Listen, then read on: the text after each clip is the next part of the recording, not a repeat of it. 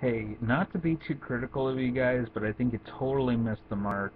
Um, as a film reviewer myself, uh, I've done this where I've completely misinterpreted something that the filmmakers seem to surreptitiously intend, and where, it just ended up going a little bit awry because they misinterpreted something or went overboard with a particular thing. Um, in this particular case with All About Steve, it so happens that a lot of people online and offline uh, believe that the main character, Mary, in All About Steve, has high functioning autism, Asperger's, whatever you want to call it. Um, she definitely seems to have that. Um, there are a lot of very subtle signs that the average person not familiar with autism would uh, not be aware of.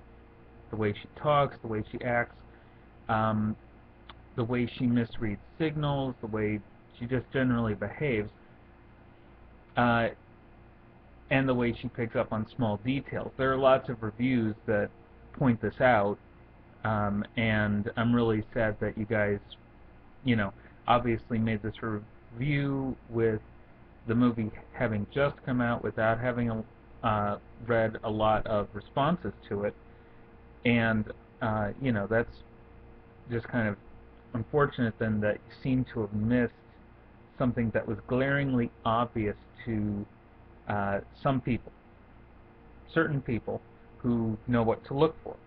You know, the average person who might be unfamiliar wouldn't. So, no harm and no hatred against you guys, but that's just kind of how it is. The the fact is that the character reads as mildly autistic, not psychopathic, not crazy, not on drugs, just autistic. That is, her brain is hardwired differently from birth, where she interprets things differently. She does not process information the same as us. She does not learn the same as everyone else. She's just a different kind of person. Uh, the reason why she seems to be following a different set of rules is because she is.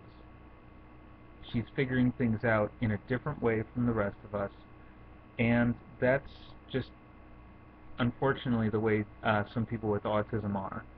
So, uh, if you look at it from that perspective, the movie's not quite so terrible. I actually don't recommend seeing the movie either, just because I think it gives.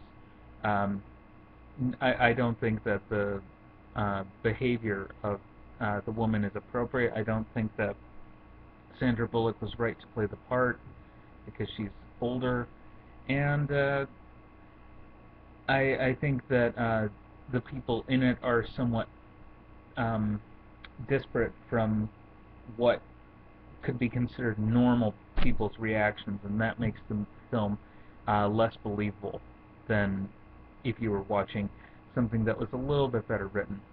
Uh, I don't know what the origin of the screenplay was, where they came up with it, but I do agree that it was good of Sandra Bullock to kind of stretch herself as an actress and choose a role that was different.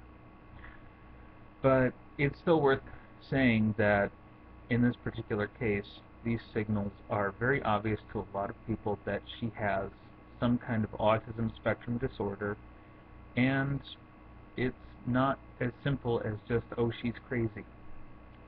So, yeah.